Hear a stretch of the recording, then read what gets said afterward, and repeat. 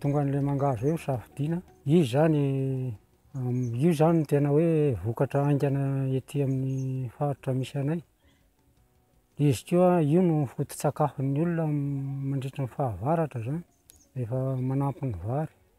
Zava-baovao azoko zany ny teo amin'ilay fanaovana zezika compost, mampitombo ny vokatra satria afaka amin'ny fividianana zezika simika ny olona amin'izay fotoana izay, fa mahasolo azy ilay compost. Taloha zany tonga dia efa asaina ny tany dia efa atsatoka ny mangahazo. Izao izy asiana tatatra zany dia asiana fako dia asiana ravi-maitso dia atao mifanelanelana.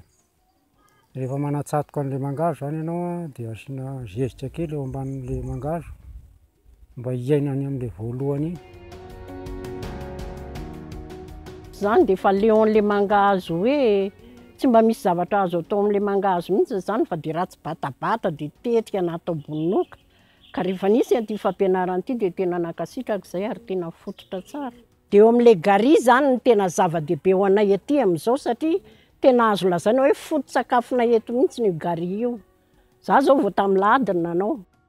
Le gary zany mangahazo natao bononoka dia nahaha. Dia rehefa nahaha izy io dia totona. Dia avy eo ilay izy esorina ny fakany. Dia rehefa miala ny fakany dia potserina amin'ny tanana ilay izy zany manala ny fakany ianao. Dia rehefa malemy tsara ilay izy dia totoinao ilay izy, azahoanao an'ilay lafarinina zany ilay gary. Dia ilay faikany iny ambony iny zany efa madinidinika tena hita hoe ohatran'ny madinidinika sahabo ohatr'izao dia iny zany no sovanina amin'ilay izy dia iny ilay atao gary.